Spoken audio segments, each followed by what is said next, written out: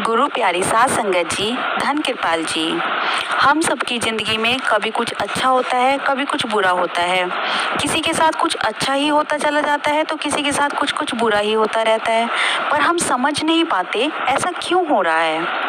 हम समझते हैं कि ऐसा होना नहीं चाहिए, हम लोग इतना अच्छा कार्य कर रहे हैं, इतने सबके साथ व्यवहार अच्छे रख रहे हैं, फिर भी हमारे साथ बुरा क्यों हो रहा है। हम नहीं जानते कि हम पिछले कुछ कर्म अपने साथ लेकर चलते हैं, जो हम पिछली दुनिया में करके आए हैं उनका कुछ हिस्सा हमारे साथ इस जन्म में आता है और उस पर एक पर्दा सा डल जाता है, जिससे हमें पता ही नहीं चलता कि हमने पहले क्या कार्य किया था जिसकी वजह से हमें कुछ भुगतना पड़ रहा है। आइए इस पर एक वृतांत सुनते हैं। एक बार एक स्त्री अपने बेटे के साथ किसी गुरु के आश्रम में जाया करती थी, तो वह वहाँ पर जाकर गुरुजी से कहने लगी, गुरुजी मुझे आपसे कुछ बात करनी है। गुरुजी ने कहा, हाँ बोलो बेटा, क्या बात है। तो उस स्त्री ने कहा, गुरुजी मेरा पति मुझे शराब पीकर बहुत मारता है, मैं बहुत दुखी हूँ। गुरुजी ने कहा, बेटा वो तुम्हें प्यार भी करता है कि गुरुजी कभी कभी? कोई बात नहीं बेटा, सब ठीक हो जाएगा, ऐसा कहकर गुरुजी ने उसको भेज दिया।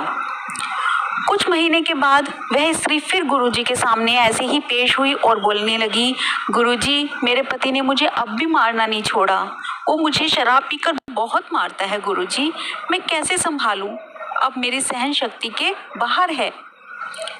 गुरुजी ने फिर पूछा, बेटा क्या वो तुम्हें खाना देता है? उस औरत ने कहा, हाँ गुरुजी खाना तो मुझे देता है।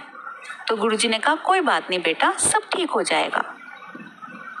वह स्त्री फिर घर आ जाती है और कुछ समय के बाद फिर से गुरुजी के सामने पेश होती है, वही उसकी पुरानी ही शिकायत, गुरुजी मेरा पति मुझे बहुत मारता है, अब मुझसे सहन नहीं होता। क्योंकि जो गुरु के बंदे होते हैं ना, वो काफ़ी हद तक बहुत कुछ सहन भी करते हैं, गुरु के ऊपर छोड़ देते हैं कि हमारे गुरु ने आशीर्वाद दिया है तो ये सब ठीक हो जाएगा। जब उसने तीसरी बार गुरुजी से ये बात कही तो गुरुजी ने कहा कि बेटा वो तुम्हें खाना तो देता है ना? तो उस स्त्री ने कहा, हाँ गुरुजी वो मुझे खाना तो देता है पर मुझे मारता बहुत है, अब मुझसे बर्दाश्त नहीं होता, रोज शराब पी कर आता है, रोज मुझे मारता है। तो गुरुजी ने कहा कि बेटा हमारे पिछले कर्मों पर पर्दा डल जाता है, जिसकी वजह से हम समझ ही नहीं पाते कि हम क्या करके आए हैं। असल में आप पिछले जन्म में उस इंसान की सौतेली माँ थी, जो उसको दिन रात बहुत मारती थी, बहुत पीटती थी, उसके सारे शरीर पर छाले बना रखे थे और उसको खाना भी नहीं देती थी। आपने उसके साथ बहुत बुरा किया है, जो आप इस समय भूल चुकी हो, इस वजह से वो आपको मारता है।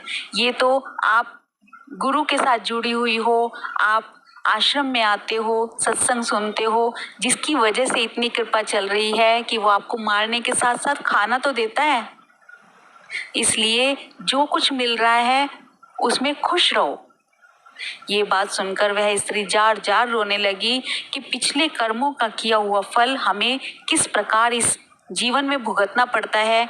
1 जन्म, 2 जन्म, 3 जन्म, कई बार तो कई जन्मों तक हमें वो फल भुगतना पड़ता है। तो ऐसा कोई भी कार्य अपने आप से ना करें जिसकी वजह से हमें इतना कुछ बुरा भुगतना पड़े, इतना कुछ बुरा हमारे साथ हो कि हमें वो सहन करने में भी परेशानी आए और बार बार हमारी आंखों से आंसू बहते रहें।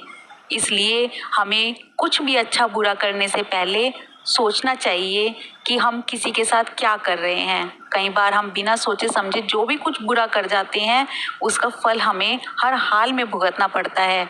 ये तो हम जानबूझ कर रहे हैं, जो हम अनजाने में भी बुरा करते हैं ना, उसका फल भी हमें भुगतना पड़ता है। इसलिए कभी कोई भी कितनी भी मजबूरी हो, जानबूझकर किसी के साथ कुछ भी बुरा ना करें, सबके लिए अच्छे रहें। यदि आपको मेरी वीडियो पसंद आती है तो प्लीज़ लाइक कीजिए, शेयर कीजिए और मेरे चैनल को सब्सक्राइब कीजिए। Thank you.